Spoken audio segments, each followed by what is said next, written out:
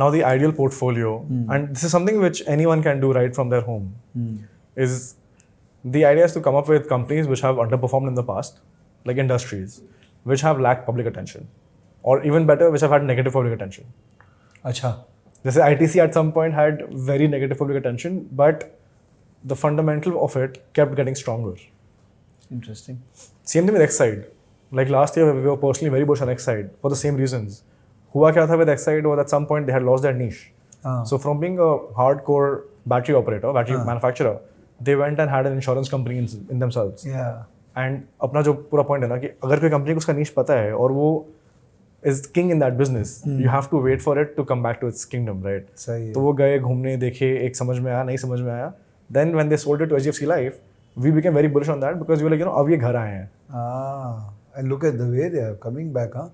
I think EV के अंदर में बहुत बड़ा expansion चल रहा है उनका बैटरी का. To an extent बहुत बड़ा value unlocking भी हो गया ना because then HDFC Life का भी stock price बढ़ गया dramatically. So the whole thing falls in place. अच्छा उनका क्या stock मिला था क्या उनको? हाँ जी. HDFC Life का. Oh, it was a swap deal. Yeah. So ये contrarian approach है. In a way, because again मतलब अपने को euphoria बेचना है at any point, because the idea is होता क्या ना कि a company goes from a value stock to a euphoric story very fast. Like this happened with Laurus Labs. Seriously. I think इसका सबसे सुंदर story था with Tata Elxsi. So I had it in my personal portfolio at one point because again the whole auto wala thing was happening for me. We had it at 600. And at 600 nobody understood कि ये करता क्या है, animation क्या होता है, and the whole like console के अंदर में उन लोग system बना रहे हैं. Everyone thought it's just like a hoax. When it was at 10,000 and we had again sold it somewhere around 7 to 10 के बीच में we had sold it somewhere. At 10,000 I had people coming and telling me about how this was the next big thing, and I was like, see, this is where I want to sell it. Yeah. So euphoria is very visible in the market.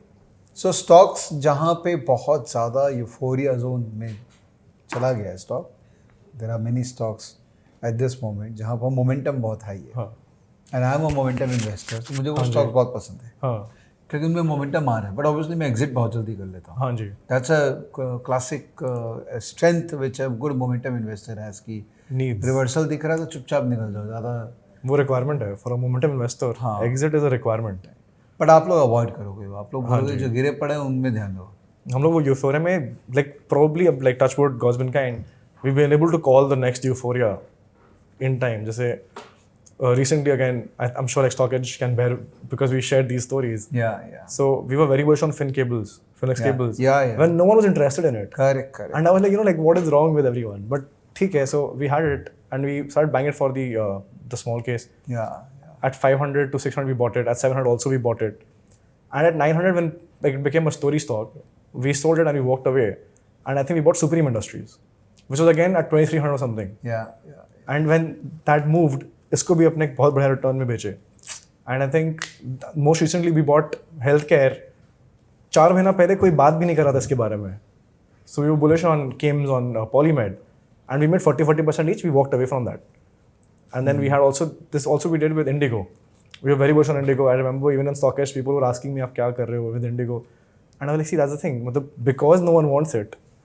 At 1900 we bought Indigo. At 2700, Indigo had turned into like this dream stock कि अब ये कुछ भी हो जाएगा." And we sold it and we walked away. And आप देखो ना, like even though Indigo had the best quarter result, the stock tanked. Yeah. I think now it's back to like a good, respectable price. वो market 6 महीने आगे का pricing कर लेता है. Correct. वही. And हम लोग 6 months earlier than market what it is. Yeah. And I think like because I don't think I'm that fast, I'm very like I need that comfort zone में चाहिए because अब वो ये ना कि अगर अपने एक perception change कर रहे हैं तो मेरे लिए for my clients my more important thing than returns is to manage expectations. Correct. मतलब for example if you have a celebrity investor, if their portfolio sees a 10-15% drawdown, their clients will not panic. क्योंकि उनको पता है कि हाँ सामने वाला 30-40 साल के बाद मतलब किसका एक्सपीरियंस साथ कर रहा है, he knows what he's doing. Yeah, there are many examples जिनका अंडर परफॉर्मेंस चल रहा है but client are not having any problem. हाँ, because to an extent उनको वो confidence है ना कि ये it will come back and they will make money, and I'm sure they would. उनका क्लाइंट का एक्सपेक्टेशन भी रियलिस्टिक है, पता है. कोई बहुत बड़ा फंड मैनेजर एक है, मीडिया में चारों तरफ है, उनके क्लाइंट से मैं बात करता हूँ तो एक्सपेक्ट ही करते हैं 12-13% आ जाएगा ना, ठीक है. अंडर परफॉर्म कर रहे हैं और क्लाइंट भी ऐसा नहीं कि एग्जिट करना चाह रहे हैं, बोलो 12-13% में ठीक है. ये मैंने देखा है, जिनका बड़ा पैसा शेयर बाजार में होता है उनका एक्सपेक्टेशन बहुत म्यूटेड होता है और क्लैरिटी रहता है। कोई भी 20, 22, 25, 30% की बात ही नहीं करता जो बड़ा पैसा लगा। हाँ डेफिनेटली। और ये मतलब नाउ इवन वी आर, मेरे को भी वो आ रहे हैं सच clients for the same mindset कि मतलब आप 14-15% शांति से दे दो, हम लोग को और कुछ नहीं चाहिए। वो पैनिक वाला फील नहीं आना चाहिए एट एनी पॉइंट।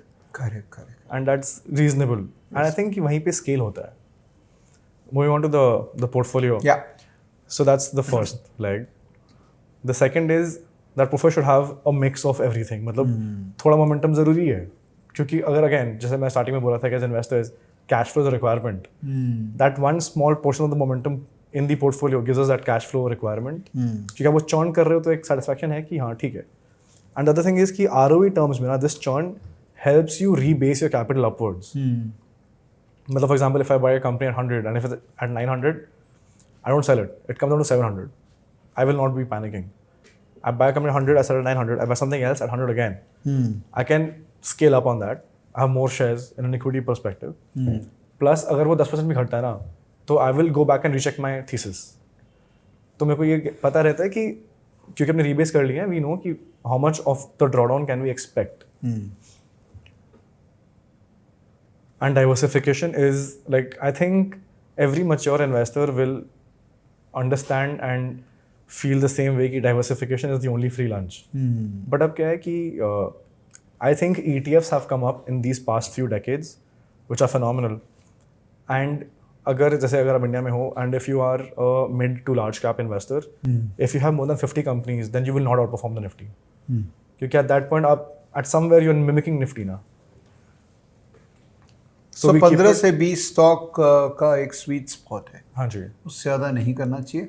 अगर उससे ज़्यादा करना है तो ETF में डाल के छोड़ दो। जैसे हम लोग ये किए थे, so in December, because I was in the US that time and I had seen that वहाँ पे companies like Apple and Amazon, Facebook were dirt cheap valuation wise and they were raking in cash.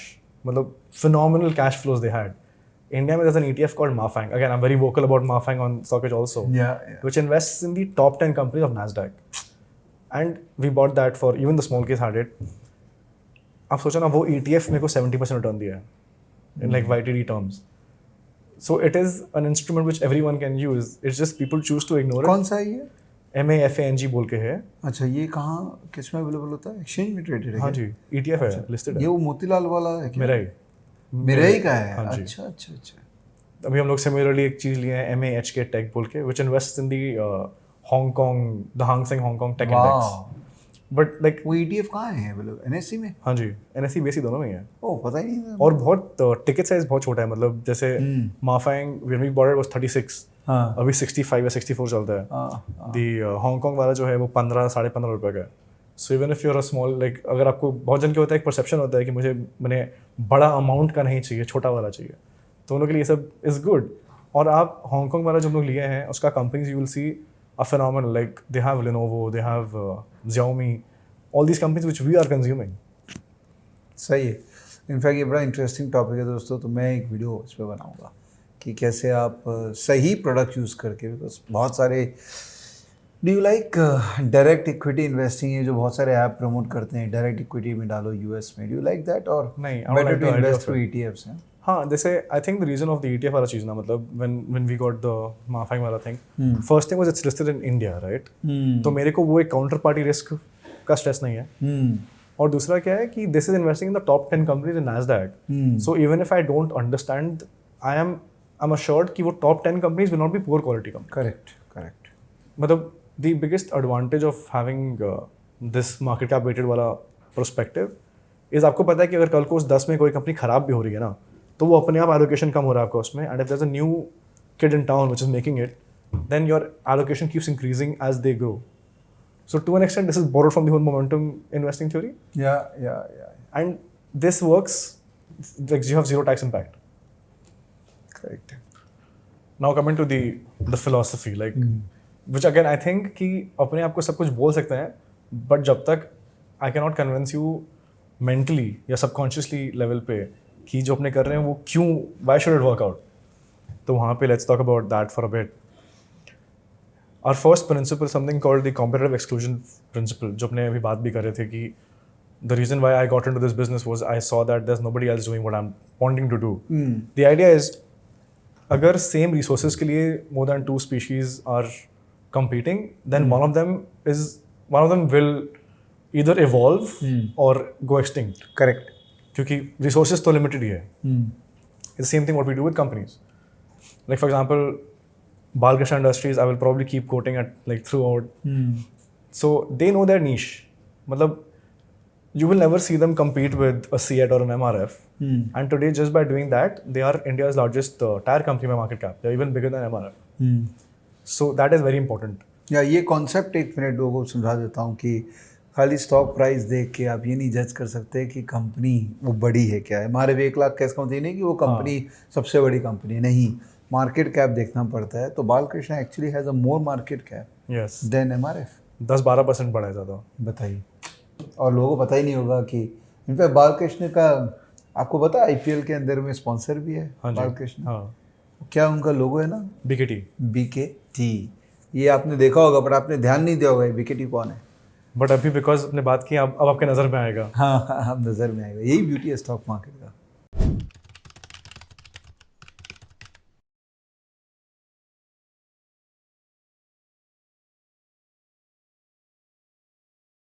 Investments in the securities market are subject to market risks. Read all the related documents carefully before investing.